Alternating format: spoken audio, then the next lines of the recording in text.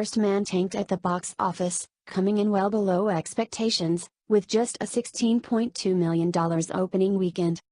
At worst, the story of Neil Armstrong's historic trip to the moon was projected to do much better, anywhere between $19 million and $21 million.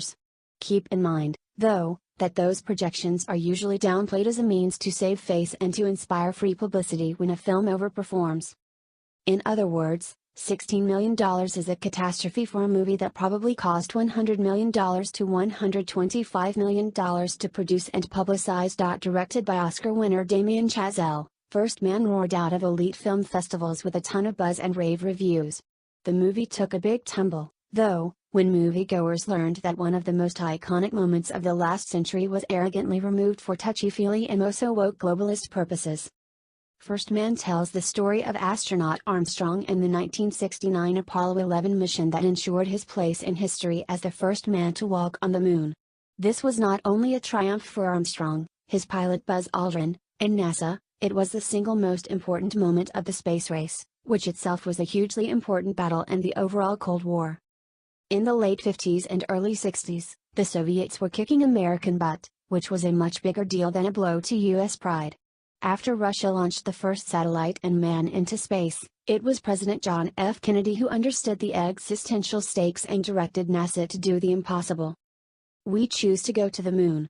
We choose to go to the moon in this decade and do the other things, not because they are easy, but because they are hard, Kennedy famously said in late 1962. But in a special message to Congress the previous year, just months after assuming office, Kennedy made clear to lawmakers that the space race was something bigger than bragging rights. If we are to win the battle that is now going on around the world between freedom and tyranny, the dramatic achievements in space which occurred in recent weeks should have made clear to us all, as did the Sputnik in 1957, the impact of this adventure on the minds of men everywhere, who are attempting to make a determination of which road they should take, Kennedy wrote. Now it is time to take longer strides, time for a great new American enterprise. Time for this nation to take a clearly leading role in space achievement, which in many ways may hold the key to our future on Earth, he added.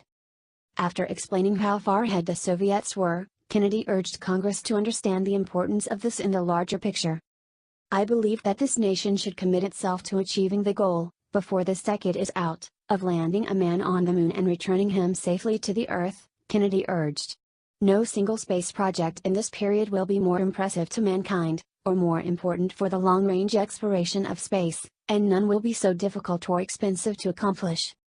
And this is why the planting of the American flag on the moon is so important. Not out of some sense of patriotism, though that matters, not for jingoistic reasons, and not even for American reasons. As Kennedy so eloquently put it, with the whole world watching, the planting of that flag was about the choices people would make between tyranny and freedom, about which side they would choose. America did not win the space race only for Americans, we defeated the evil Soviets to send a message to the whole world.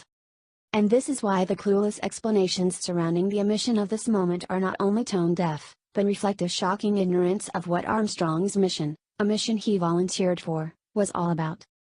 Ryan Gosling, who plays Armstrong, said, "I think this was widely regarded in the end as a human achievement, and that's how we chose to view it." Chazelle tried to dig his way out with this rubbish. I wanted the primary focus in that scene to be on Neil's solitary moments on the moon, his point of view as he first exited the LEM, his time spent at Little West Crater, the memories that may have crossed his mind during his lunar EVA. P.S. Check out Philip Kaufman's The Right Stuff, his 1983 masterpiece about the Mercury 7 astronauts and a reminder that Hollywood used to be great.